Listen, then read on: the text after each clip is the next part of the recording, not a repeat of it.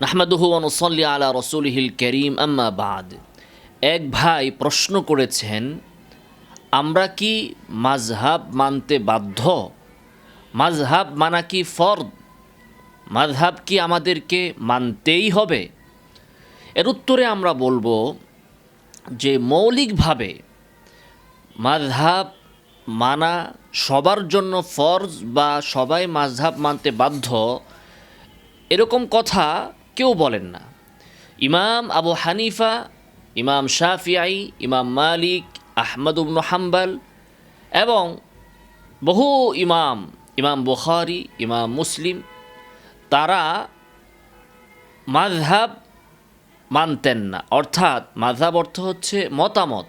তারা অন্যের মতামত গ্রহণ করতেন না। তো মাযহাব মানা ফরজ হলে তারা তো মাযহাব মানেন নাই। তো কে বলেছে মাযহাব মানা ফরজ? তো আপনি যদি ইমাম বুখারী, ইমাম মুসলিম, ইমাম আবু হানিফার মতো হন, তাহলে আপনারও মাযহাব মানার কোনো প্রয়োজন নাই। অর্থাৎ আপনি যদি সরাসরি কোরআন এবং হাদিস বুঝে আমল করতে পারেন, জীবনযাপন করতে পারেন, তাহলে আপনার মাযহাব মানার প্রয়োজন নাই।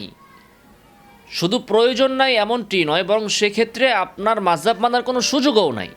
আপনি যদি সরাসরি কোরআন থেকে রিসার্চ করে কোনো সিদ্ধান্তে পৌঁছান যে এটা জায়েজ, আপনার যুক্তি দলিল বলছে এটা জায়েজ, তো আপনাকে সেটাই মানতে হবে। অন্যের যুক্তি নিয়ে আপনি পড়ে থাকতে পারবেন না। তো মাযহাব মানা ফরজ বা মাযহাব মানা আবশ্যক বা মাযহাব মানতে আমরা বাধ্য বা মাযহাব আমাদেরকে মানতেই হবে, এটা শরঈ সিদ্ধান্ত না, বরং এটা হচ্ছে ব্যবস্থাপনাগত একটি বিষয়, একটা বাস্তব বিষয়। বাস্তবতার নিরিখে আমরা যদি দেখি, তাহলে আমরা দেখব যে যিনি সরাসরি কোরআন এবং হাদিস থেকে রিসার্চ করে সব বিষয়ের সমাধান বের করতে পারেন না, তিনি কি করবেন? তার তো অন্যের মতামত গ্রহণ করে বা সেই আলোকেই তাকে জীবনযাপন করতে হবে। যেমন ধরুন, এক ব্যক্তি অসুস্থ হলো, এখন সে চিকিৎসা করতে চাচ্ছে, তাকে বলা হলো যে আপনি অমুক ডাক্তারের কাছে যেয়ে চিকিৎসা করেন। তখন সে যদি বলে যে কেন, আমার তো চিকিৎসা প্রয়োজন, আমি কেন অমুক ডাক্তারের কাছে যাব? চিকিৎসার জন্য কি ডাক্তারের কাছে যেতে আমি বাধ্য? চিকিৎসার জন্য কি ডাক্তারের কাছে যাওয়া আমার ফরজ?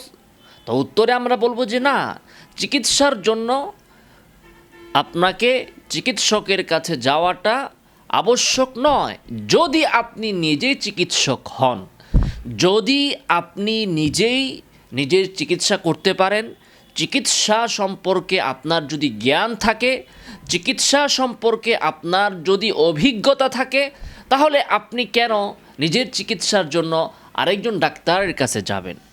কিন্তু যে ব্যক্তি চিকিৎসা সম্পর্কে জানেন না, অভিজ্ঞতা নেই, তিনি কি করবেন?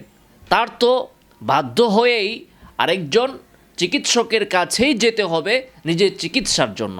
তো এর অর্থ এই নয় যে শরীয়ত তাকে বাধ্য করেছে যে তোমাকে চিকিৎসকের কাছে যেতেই হবে, বা সরকার তাকে বাধ্য করেছে, বা কোনো রাষ্ট্রের নিয়ম নীতি বা কোনো সমাজের নিয়ম নীতি বাধ্য করেছে যে না, তুমি নিজের চিকিৎসা নিজে করতে পারবে না, তোমাকে আরেকজন ডাক্তারের কাছেই যেতে হবে, এরকম কিন্তু নয়। কিন্তু বাস্তবতার নিরিখে এটাই সত্য কথা, যিনি নিজে চিকিৎসক না, তিনি যদি তার রোগের চিকিৎসা করতে চান, তাহলে ডাক্তারের কাছে যাওয়া ছাড়া তার সামনে আর কোনো উপায় খোলা নেই, তার সামনে আর কোনো পথ খোলা নেই। তেমনিভাবে একজন মুসলিম, তিনি যদি কোরআন এবং সুন্নাহর গভীর জ্ঞানের অধিকারী না হন, এর অর্থ এই নয় যে আমরা সহিহ বুখারীর একটি অনুবাদ দেখেই সিদ্ধান্ত দিয়ে দিতে পারবো। কারণ দেখা যায় যে এক এক বিষয়ে, একটা বিষয়ে একাধিক বর্ণনা থাকে। তো সেই বর্ণনাগুলোর মধ্যে সামঞ্জস্য বিধান করা, সমন্বয় করা, তারুজ দফা করা, এগুলো তো ইমামদের কাজ। অনুবাদ দেখেই আপনি কিন্তু এগুলো করতে পারবেন না। তাছাড়া অনুবাদ সঠিক কি সঠিক না সেই ধারণাই তো আপনার নাই, সেই জ্ঞানই তো আপনার নাই, তো আপনি কিভাবে অনুবাদ দেখে দেখেই এ কথার দাবি করতে পারেন যে আমি নিজেই কোরআন এবং সুন্নাহ বুঝার ক্ষেত্রে বা দ্বীনের উপর আমল করার ক্ষেত্রে স্বয়ংসম্পূর্ণ?